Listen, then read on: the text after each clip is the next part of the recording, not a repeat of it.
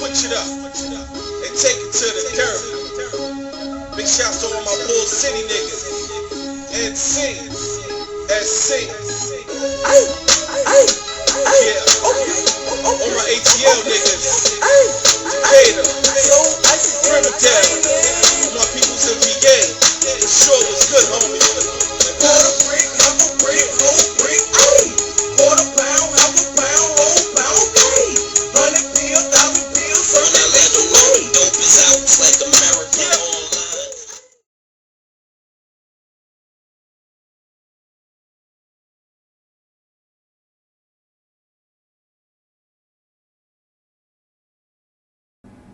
There has been a lot of stuff that's been laid down in the backgrounds of the recent laws that gives the Secretary of Health and Human Services an appointed official, not an elected official that has any accountability to the general public, really control over what is used in terms of a vaccine or drugs, who is going to be rounded up and quarantined, and who is going to be examined that they might be infected. Back in the 1980s, during the Reagan administration, there was a project called Rex 84 that was released. And in this project, or this plan, they called for all the bases that were being closed down from the budget cuts, the military budget cuts. These bases closed down. However, when you go back to some of these bases today and take a look at them, there's a very interesting thing that's occurred. The military bases used to have fences with barbed wire that faced out to keep people from the outside from getting into a secure area. Now a lot of these bases that have been closed down has the barbed wire facing in, as if to keep people from the inside from getting out. Now why would this occur? Is it possible that there is or was a long-term plan that would eventually anticipate rounding up large numbers of people to withhold them? Now, we apply this into a scenario today. We know that we've got these terrible terrorists all over the world that want to do us harm. And we know that there's the threat of chemical and biological attack.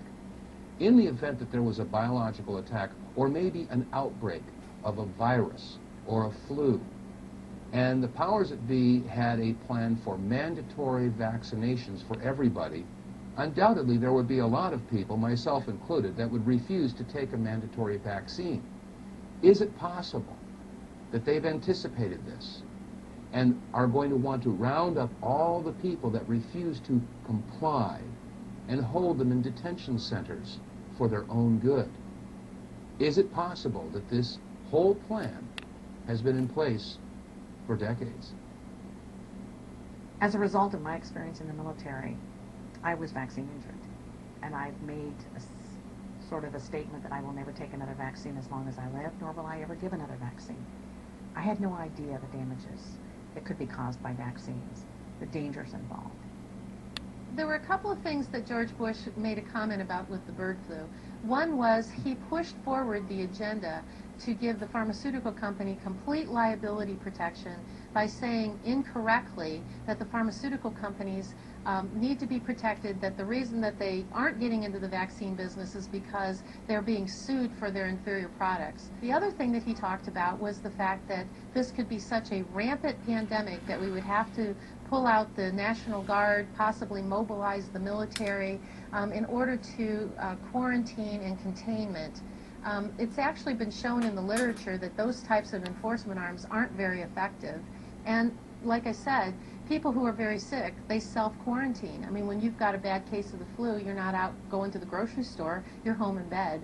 So to be able to enforce people to do that is really heavy-handed.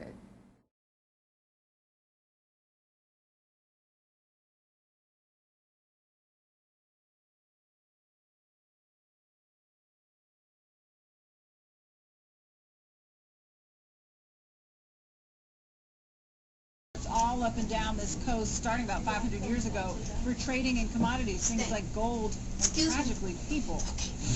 Millions of enslaved Africans passed through fortifications like this. They were kept here for months in unimaginable conditions, waiting to board ships bound for the Americas. Age was between 13 and 30. 13 and 30. Children as young as 10 were all taken. Before being led onto ships, the captives crossed this threshold through the door of no return. So through this door, millions of Africans have been forced into slavery. And so this would have been the last view of their country. This was the last view of the country in the night. Slavery in the 1400s coming all the way down to the 1900s. And it served as a bastion for a lot of colonial powers, the British, the Dutch, the Portuguese, and all those who at one point owned the castle. This was a trading post in terms of commercial activity, but a lot of the things that were carried out here too was the slavery. So one of the things that was traded was humans. people. Yeah, people. Yeah, this is where they were held before they were shipped off to the Americas. What do you think this visit means to Africans and to African Americans? Well, the visit means a lot. You know, when you look at the back of that door of no return, and then look at the opposite side, door of return. Basically, what it means is that they are coming back home. They didn't go on their own volition, but this time they are coming back home on their own volition. That is the big difference. And they are coming back having acquired skills, knowledge, things that can be imparted into their native land. So basically, that's the significance.